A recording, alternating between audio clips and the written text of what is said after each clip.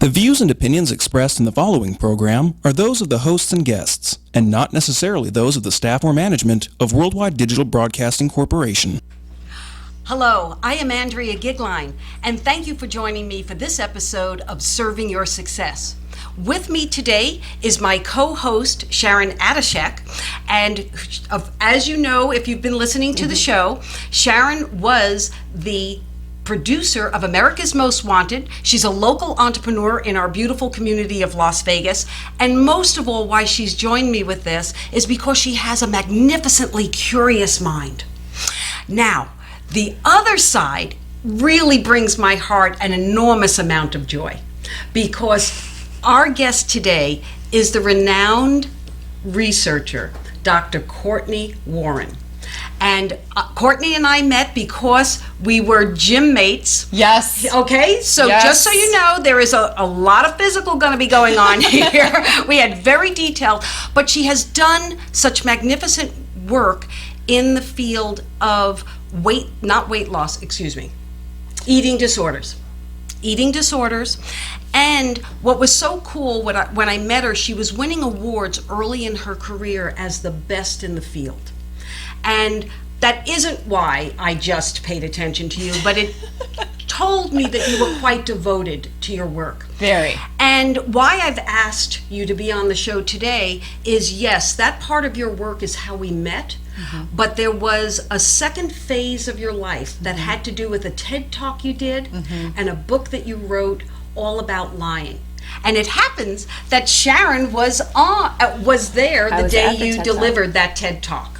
So amazing. I thought it would be a wonderful conversation to continue with our conversation about birthdays and life transitions and all those parts, because there are so many of our listeners who in fact are looking at their lives and wondering, is this where I really want to be? Is there something else? Is there something bigger? So Sharon, since you had the opportunity to actually hear Courtney do her TEDx talk, why don't you ask the $1 million question to start us off? Why do people lie about their birthday? Why do people lie about their birthday? Oh my goodness. Yes. You know, people lie about just about anything. Really anything. From your birthday to your age, to your weight, to what you ate, to how you feel today, to how your family's doing, etc., etc. Really anything. And the main reason people lie is that they can't admit the truth because it hurts too much. There's some degree of insecurity that bubbles up when we acknowledge something that's true that we don't want to be true. So when it comes to your birthday, it's usually because you wish you weren't getting older. Or, conversely, sometimes people use getting older to justify being unideal as people themselves. So for example, you might say, oh, I went to the gym today. I look pretty good for 65. Now, do you find this is more with women or men? Everyone. Because it's really about your ability to tolerate reality. And it really is about how empowered you are. Because the stronger you are, the less you have to give an explanation for the truth. The more you would just say, it's my birthday. And I just turned 39, personally, last month.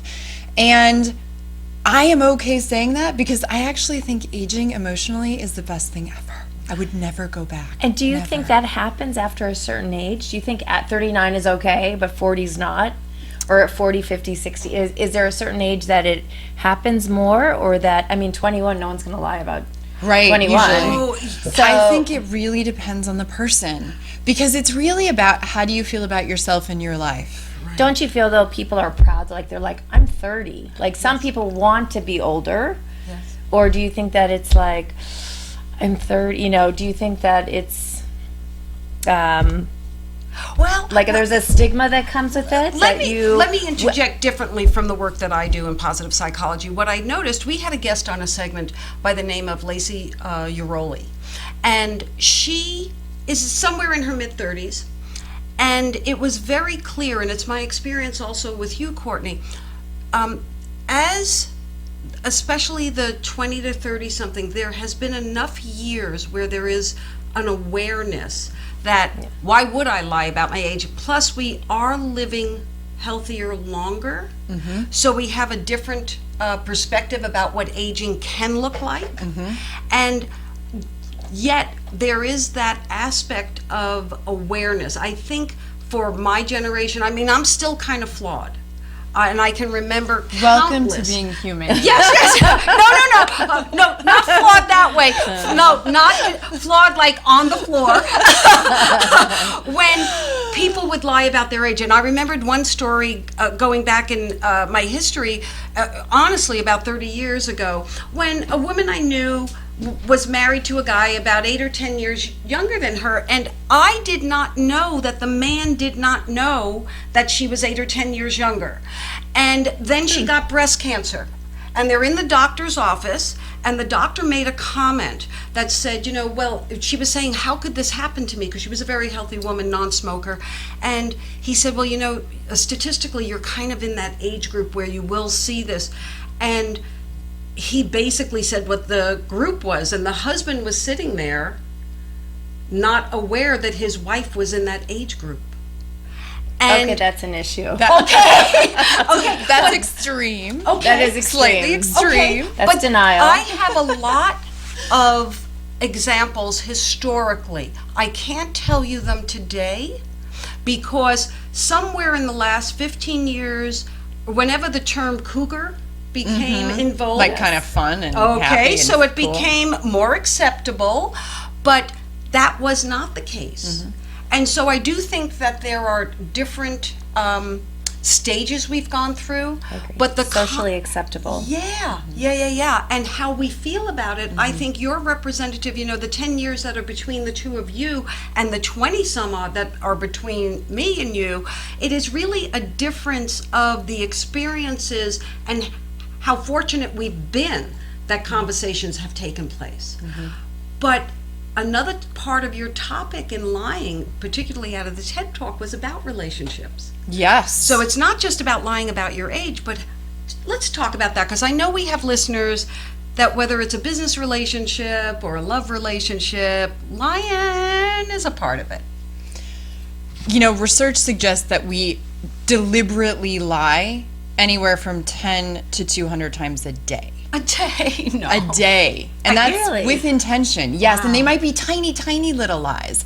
But we didn't want to hurt your feelings, so I'm not going to really tell you how I feel. Right. Or I'm I going know to... I do that a lot. Right? I'm going to sort of leave this part out of my talk because I know you're not going to like it, so I'm just going to conveniently not tell you that part. Right.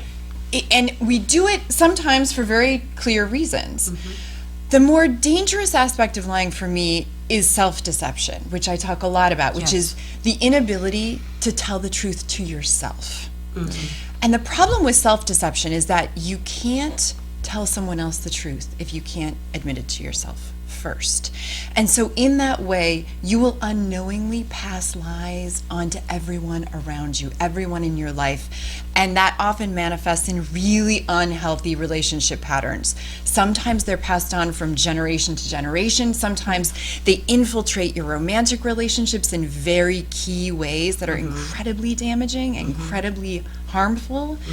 So inherent in our relationships is some negotiation of honesty, some negotiation of how much can I trust you to tolerate my reality? Can you handle it? Can you hear me? And if we set expectations for each other that we don't want the truth, people will honor them and they won't tell you the truth. Correct. And it's very hard to get close in that case. One of the jokes that I love the most is that one where women had a tendency, I don't know if they still do, as that going to the man they love as they're getting dressed, or I've had girlfriends do it to me, do I look fat in this dress? I always wonder what would make you ask that question. Right. Like, there is no winning for losing on that question. There's one reason people Why? ask that question. They Because they're wanna- insecure. They're insecure. Yes. Yeah, they That, wanna get and it. actually that that reality, the insecurity, is Yes. what drives us to deceive ourselves, period. And Okay. it will manifest in our relationships with questions like, do I look fat in this? Or do you love me? Or do you miss me? Yes. Or didn't you want me to be there with you tonight? They're asking because they want some validation to make them feel better. But the truth is, there's no answer you could ever give to make them feel better. Correct. Because either you say, yes, that looks great on you, and they're like, they don't really think this looks, because it doesn't look great on Oh, and me. I can't trust you because you won't tell me the truth. Or they say that looks terrible. Yes. And then they think, well, that doesn't make me feel better. Yes. Right? So Yes, those are yes, yes. questions that actually I would encourage people never to ask. Never. Never. No. Never. How about, is this Never. flattering?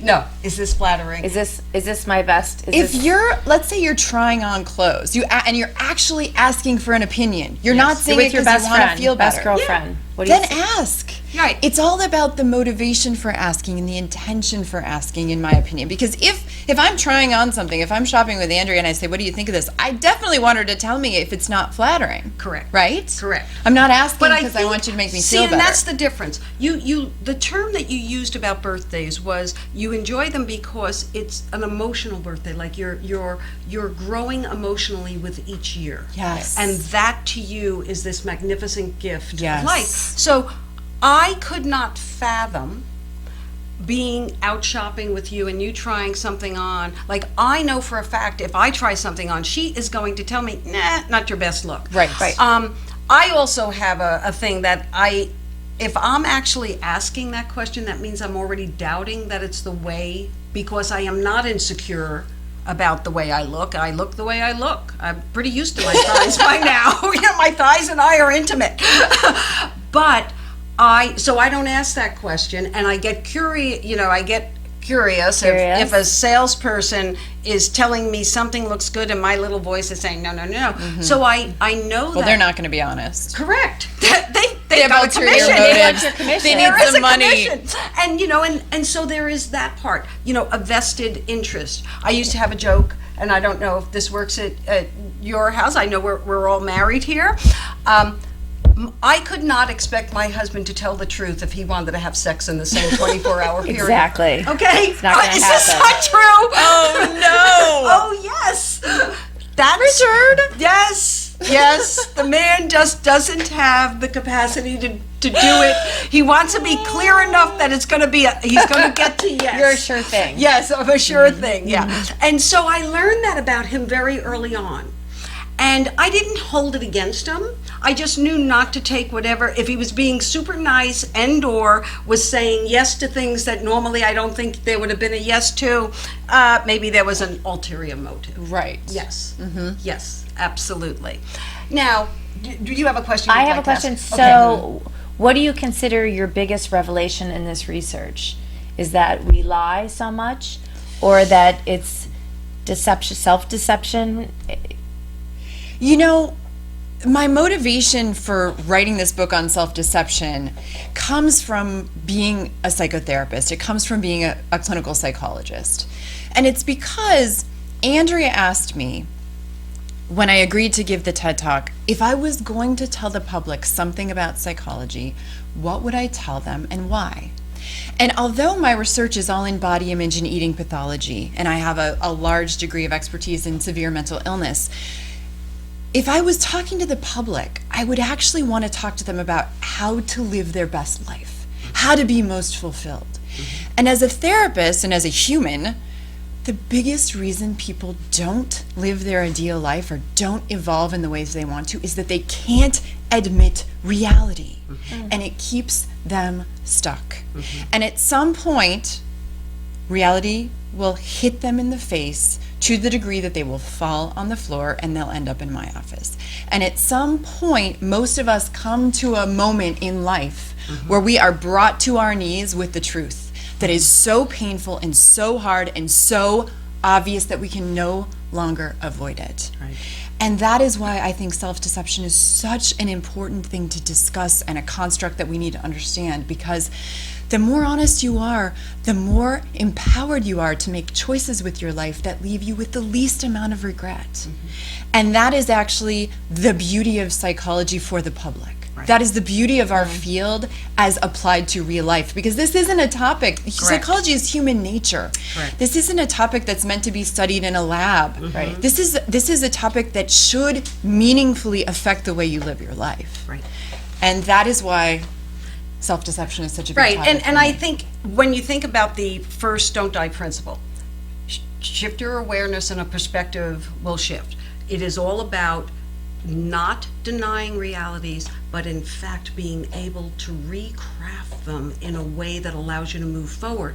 So where you are skilled in where this pathology comes from, and I believe that's what your TED Talk really gives us, Yes. and very beautifully, you give really great examples, and I would urge everyone to go and look up Courtney's name, Dr. Courtney Warren.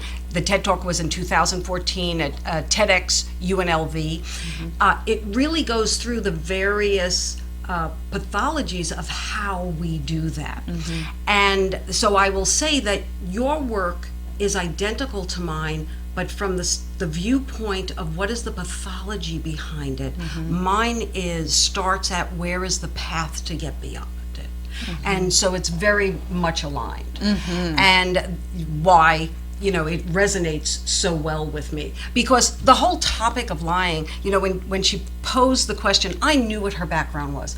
I had a superstar sitting in front of me with this incredible pedigree in eating disorder and you'll have to say what the exact award was, but I remembered one that I was pretty impressed with was the APA, one of the youngest research awards. Yes, I won 3 early career awards. Right.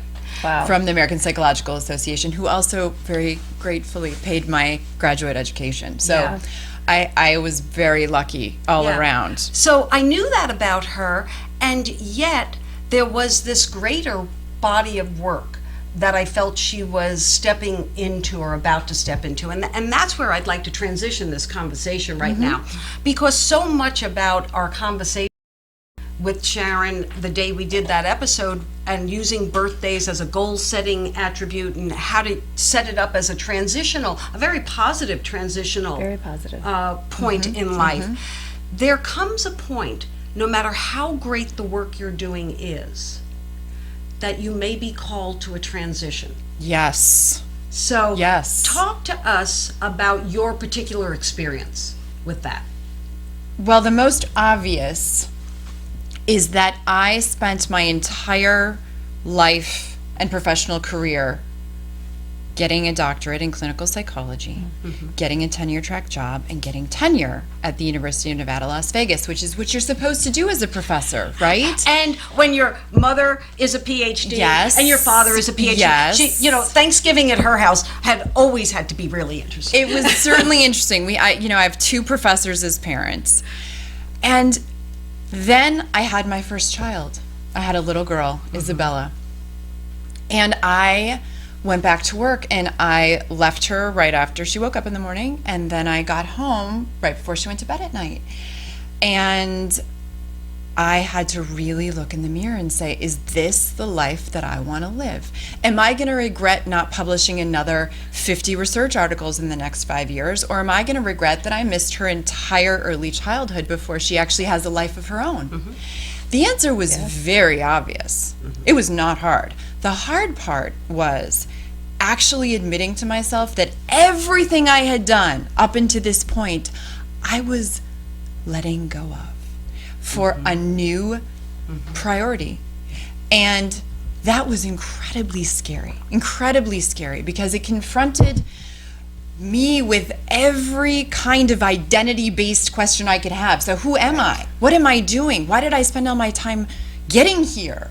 Am I just going to be a mom now? What does it mean to be a mom? Am I really a mom? I've only been at this for 6 months. I don't really know there's what no this credentials role is. that you It's got not with that like one, I have this figured out. Right. And the bottom line is that no matter how well you know yourself, the world will always give you new opportunities. Especially with Always. children. Always. Right. And you can't predict what's going to happen. So the best you can do is be honest with yourself each moment of each day of your life and make choices based on the information that you have at the time.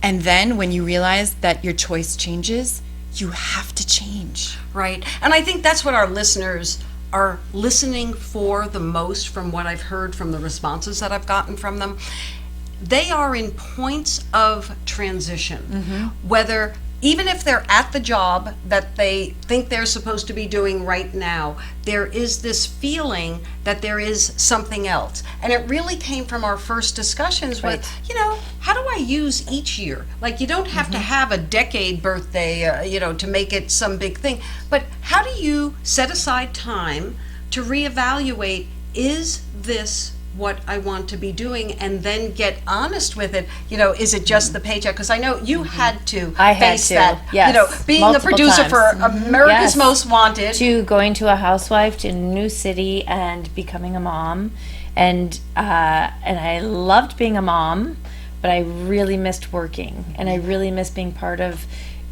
making my own money, and being in the community, and where do I fit in now? So I think as women, our reality in our everyday life shifts on a day-to-day basis.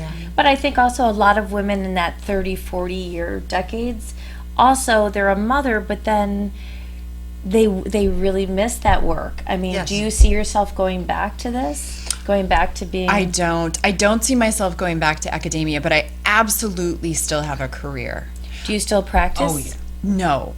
Although You don't see private I don't see clients. clients You right don't now. see clients, No, okay. I now have a son as well, who's just turned a year She's been old. busy. You're very busy. Yes. So But you've also been busy doing an incredible film that's yes, talk to us about that. a documentary called Denial, and I speak a lot. So I'm still doing a lot of public speaking and a lot of kind of public psychology. I write a blog for Psychology Today, and I interact with the public on a much more regular basis using than I your ever brain. did. Well, Certainly, and I and- do need that. Yeah. I do. Yes. Absolutely. I would not give up my professional identity. It just had to shift. Correct. I couldn't work 80 hours a week Right. anymore. Right. It just and I wasn't think that feasible. you're doing the work today in a way that was the way you said a few minutes ago, where you wanted to help people live better lives. Yes. Research is written for a very small community of Yes. people who care about that topic, in that it is a very myopic community It of is. who cares about that work. Once you're able to translate the work to the general public is when it actually begins to have a different impact. And that was the cornerstone, I think, of what attracted me to positive psychology, that there were these incredible minds who were coming forward and saying, and Marty Seligman was very clear in our initial trainings, his goal was to have therapists learn this work so that it got to the people quicker, because the research he had been doing up until that point was really within, he and all of the men and women that worked with him got enormous recognition for the work that they did, but it was within their community. Of course. Now, there is no community that is not touched by the work that they've been doing, and I think that was one of the transitions, the calling for yourself. Absolutely. Who is reading my peer-reviewed journal articles? Right. Other PhDs, Right. other MDs. Right. It wasn't reaching the public, certainly, unless I wrote a blog Right. that was aimed at the public, or unless I give a TED Talk, or unless I do some sort of more public speaking, so that they can actually integrate the information into their own life. And that is very important. It's very rewarding. Right. So now being a mom, how has your information about, self-deception and is the Easter Bunny going to show up at your house and Santa Claus, or is that... Such a good question. You know what? Not yet. And my daughter is going to be 4 next week, and we talk about Santa, and we talk about the Easter Bunny, and we talk about any of these sort of cultural fairy, Right. norms. But I have never told her that that's who brings you presents. Oh, Oh, okay. you haven't. Interesting. So it's just a character related It's just a to the character. holiday. Now, I think that's brings a the much present? bigger question, probably, for us to think about as a culture, because I do think cultural norms are interesting, and I'm not going to go out on a limb and say you should tell your kids that these things Oh wait, don't exist. I had a professor in graduate school actually say that he thought it was the most he never had children. He thought it was so disgusting that parents allowed their children to believe about this. So where do the presents come from? They come from us and people who love them. Okay. That's Yeah. cool. Okay. Yeah. And you know what? We actually think are a that's little pretty easy. non-traditional also, Yes. because we kind of don't believe that holidays should be the time you give gifts. So we are much more on the plan of when you see something that you think somebody you love will love, then you give it to them. And it doesn't have to be on their actual birthday or on Christmas or on any other holiday. It can just be when you feel like it. So my husband and I actually don't really give our kids gifts on the holidays, but they get tons from other grandparents, which is fine, totally fine. Yeah. But there isn't like a Santa came last night. Yeah. Okay. Well, And the tooth fairy hasn't come up yet. She's just going to turn 4, so we still have all our baby teeth. We haven't had that experience yet. We'll Okay. see. That'll be an interesting one to talk about. Yes. take us back for a moment towards the end of your TED Talk when you announced publicly for the first time the transition, that all this awareness and the concept of being truthful to yourself. Yes. Take us to that part. Oh my gosh. So I announced at the end of my TED Talk that I was resigning after getting tenure. And I think it shocked the psychology realm. It shocked my department, certainly, although all of the members in my department Had you given them a letter? I did. They did. Yes, Okay. I told all of them. I was So just wasn't wondering a if that surprise. was the first time they heard about it. No, they knew. And Yes. I stayed at UNLV for a full year because unlike some jobs, you can't just give your 2 weeks notice when you're in a full faculty position. I had to close my lab. I had Right. graduate students who I still work with. Right. But it was shocking to people. I mean, they kind of couldn't wrap their heads around it, which I really understand because you do work your whole life to get there. I really get it. And in psychology, in this field of psychology, my colleagues at the American Psychological Association and my eating disorder groups were completely shocked. Wow. Because you don't usually become really successful and win all the early career awards and sort of lead the way to a new field of study, and then say, I'm actually not going to do this anymore. But this really surprising thing to me was that over time, after people digested it, the number of messages that I got from people saying, I wish I had done it. Right. I am amazed at your courage. I am so grateful that you're following your dreams. It was astounding to me, even from some of the most senior emeritus faculty members that I have worked with and who have mentored me over the years. Right. I don't think there was anyone who was unsupported. Great. Really, they were Yep. just surprised. Super. Well, there is something that's come into my mind just in the last few days, and I haven't shared this with you, Sharon, but it was because I'm in a lot of conversations with millennials and boomers and all the things that are going on. And one of the conversations that came up is that millennials are being identified as these entrepreneurial people who don't want to stay in any one thing too long. They want a lot of movement. And it came to me over the last, I'd say 48 hours, that when I think back 30, 40 years, as women became part of the economic workforce in force, that was actually one of the first major shifts of when we actually were moving around more. We actually started the conversation that one job for life was not what our lives did not permit that. Right. If we wanted to have a multidimensional life, that we did. And that only now it is spread to both the young men and the young women of this generation. Is that something that strikes with either one of you? It was just a thought that honestly just came into my head. I don't think it's the kind of situation anymore. We live in that society where you get a job with a corporation and you get a watch when you're there 50 no watches. years. No watches. No watches. So No basically, pensions, no watches. No watches, right. And I think it's just as, that's how our society is now. I think people are with a job for a certain amount of time. The attention span is much shorter and they move on. Right. And One of the worries I have for the millennials, which may somewhat relate to this, is that as creative and interested and sort of more worldly as they are certainly than my generation and probably any older generations were, I think some lack the awareness that it takes a ton of work to Correct. get somewhere Correct. big.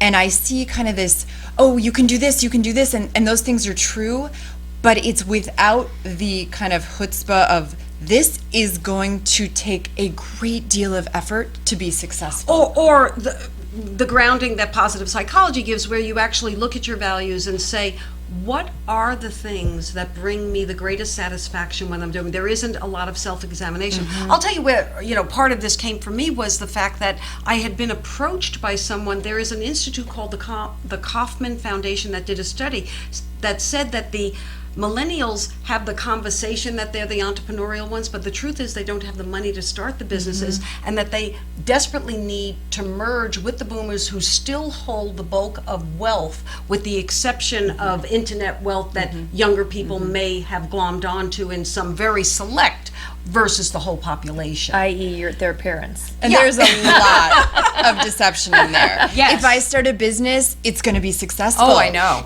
All I need is a good idea. Right. Oh my gosh, the Or an number app. of I need an app. deceptive There's an app. lies in there are massive. I see it in Yeah. businesses constantly, and Yeah. certainly in younger entrepreneurs who think, well, I'll start a business. I can work at home and sleep in my pajamas all day. And Right. Yes. Oh, okay. Yes. Good luck. Well, I think that's, these YouTubers, it was on 60 Minutes the other day, these kids are going on YouTube and making, using products and putting it on YouTube, and they get $300,000. Yes. I mean, it used to be that it was a web designer or internet Correct. or an app. Now it's YouTube Yes. and endorsements. That's Well, where it's definitely we are in this incredible flux, and I think that's where your work in being aware Awareness. and not lying to Yes. ourselves what it Yes. really is Yes. will help us all move forward. Now, Courtney, this has been absolutely incredible. There is another topic that you have you mentioned your blog in Psychology Today Yes. that I would like to invite you back to do another segment on, and it's on the concept of luck. Great. And I think it feeds into the tail end of this conversation where, we have major transitions in life, we set goals, but then there's other aspects that come into play. And for the younger in particular, what is that concept? So I want to invite you back soon to do another segment on just that topic. But for now, I want to leave everyone with this thought. We have come together to talk about how do we lie to ourselves by one of the most renowned experts and someone who can articulate the message as well as it needs to be, Dr. Courtney Warren. And I hope that you have seen how between the transitions you make in life and how you are willing to face where you are in life, you actually have the power to build forward some of the next best phases of your life. So this is Andrea Goeglein. If you'd like to write me, ask a question, drsuccess@servingsuccess.com, and the information is on the screen. We will also have the information on how you can see the TED Talk, how you can get in touch with Dr. Warren, and of course on Amazon you can find her book. Thank you, Sharon. Thank you. Thank you. Thank you. Thank you for having me.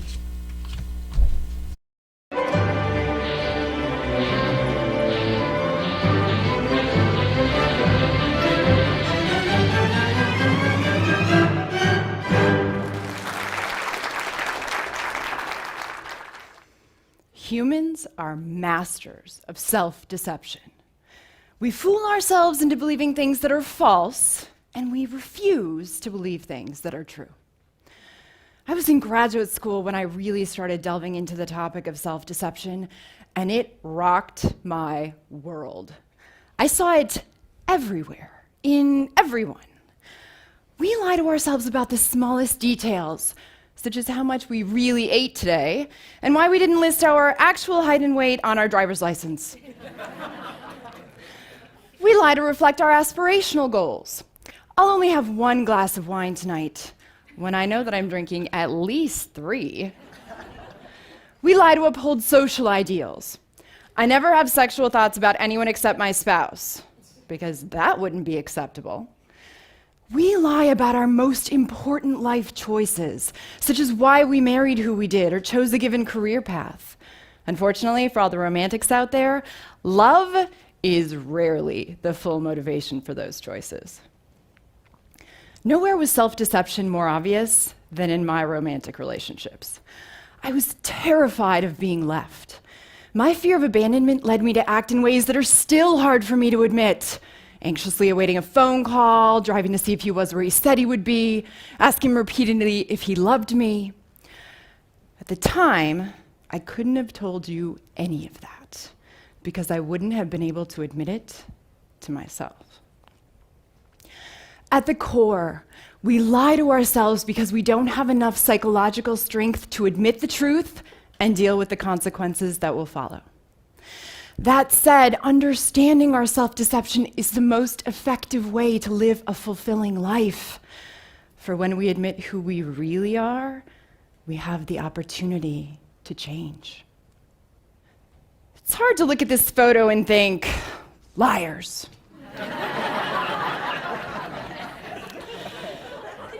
But our self-deceptive tendencies start here. From a very early age, we start observing and making conclusions about ourselves and our environment. Right or wrong, the conclusions we made affected our identity. As adults, we will most want to lie about how psychologically painful realities experienced as children affected who we are today. Perhaps you were raised in a single-parent home in which you were neglected by your father. You learned that something was wrong with you. You weren't smart enough, attractive enough, athletic enough. You concluded that to make people love you, you needed to be perfect. As an adult, when someone points out your imperfections, you feel tremendous anxiety, but deny where it comes from. Perhaps you felt ugly as a child because you were teased for your appearance. You learned to eat in response to emotional pain. As an adult, you struggle to maintain a stable weight because your eating has very little to do with hunger. Perhaps you watched your parents fight. You learned to avoid conflict. Now, you struggle to admit even feeling negative emotion. Although each of our specific childhood learnings will be unique, what we learned will be exemplified in the lies we tell ourselves as adults. Psychological theories of human nature can help us understand our self-deception. Sigmund Freud first described lying through ego defense mechanisms, psychological strategies that protect our egos, our core sense of self, from information that would hurt us.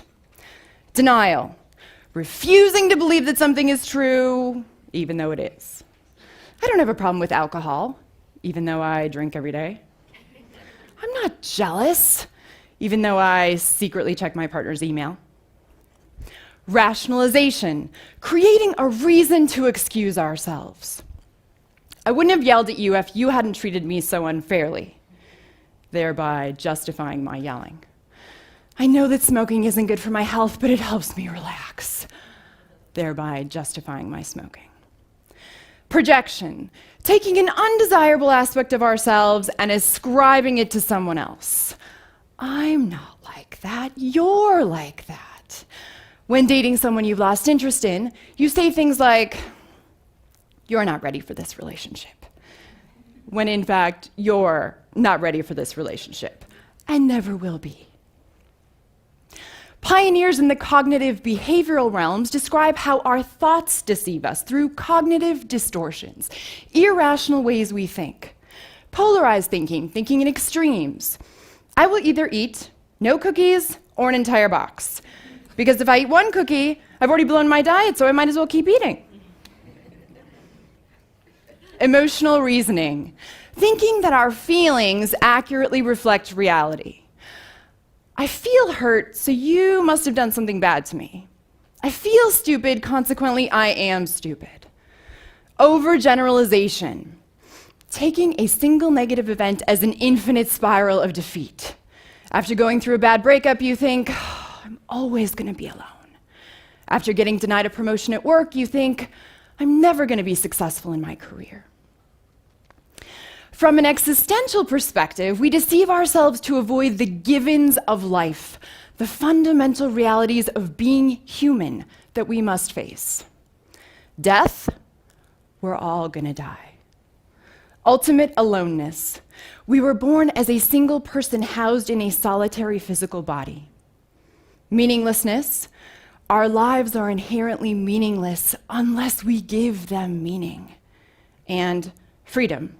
We are responsible for ourselves because we have the freedom of choice. To avoid confronting these realities, we frequently lie to ourselves. I am this way because of my upbringing, thereby deferring responsibility for my choices. The bad things on the news, they would never happen to me because I'm somehow special and uniquely protected from harm. I'm not going to write a will. I'm young, I'm not going to die anyway, thereby denying my mortality. Multicultural and feminist psychologists describe how internalization of cultural norms affects us. Here, we deceive ourselves by believing what we were culturally conditioned to believe is true, instead of deciding what we actually believe is true. Do you compromise yourself to meet cultural norms? Do you think you need to look a certain way, be a certain weight, earn a certain income, get married, have children, be religious, because you're supposed to, or because you believe that it's right for you? All of these theories of human nature help us understand how we deceive ourselves on a daily basis. Why should you care? Self-deception leads to massive amounts of pain and regret.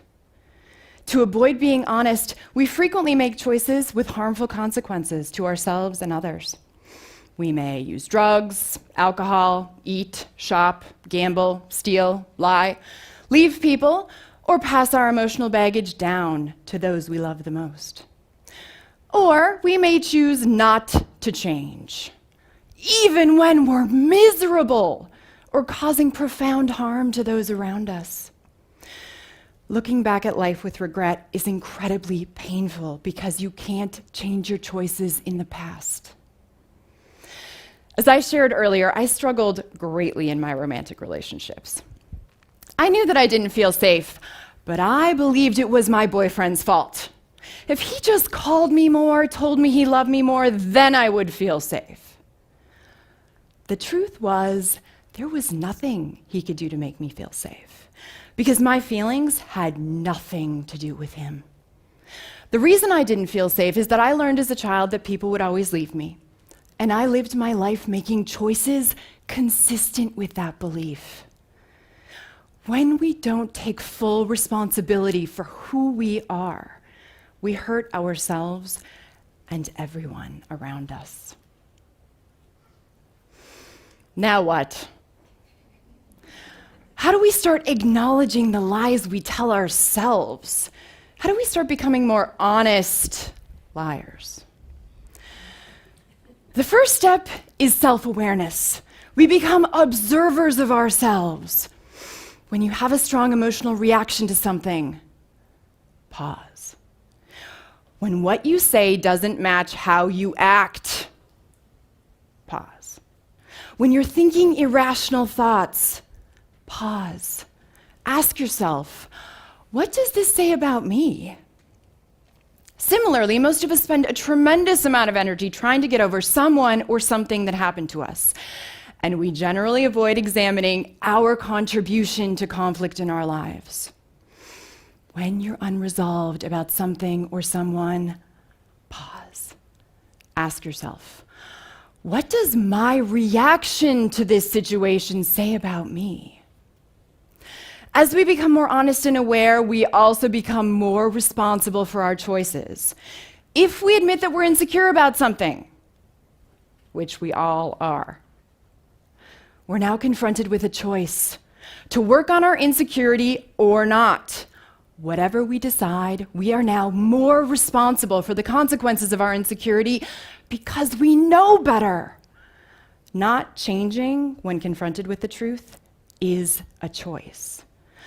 Although we can't control many circumstances we encounter in life, we are responsible for our reactions to all of them. In that vein, one of the best ways to confront our self-deception is psychotherapy.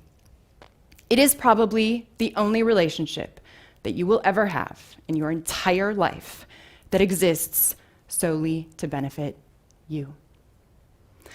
Yet a great deal of stigma exists around therapy. People frequently say things like, I don't need therapy.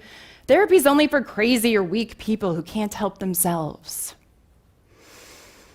The truth is, it takes tremendous courage to be completely vulnerable to another human being. Therapy is truly a gift if you're courageous enough to accept it. Confronting our self-deception is a lifelong journey.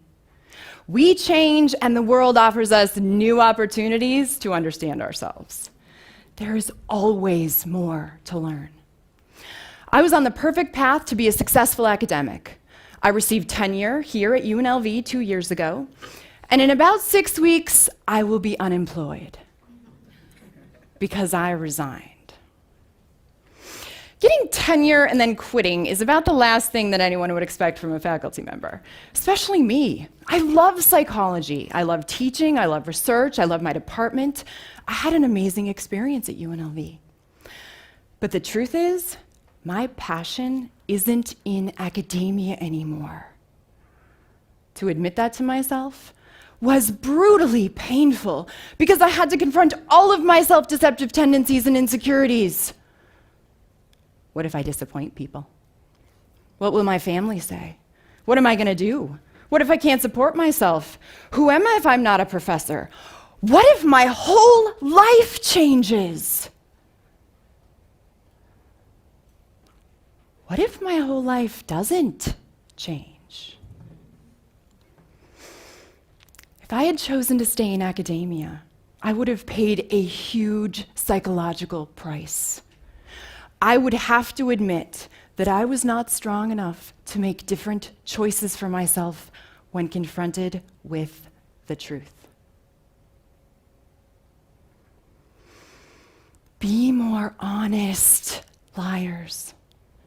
Choose to become more honest about the lies you tell yourself. Use the truth to live the most fulfilling life for you, because you've only got one.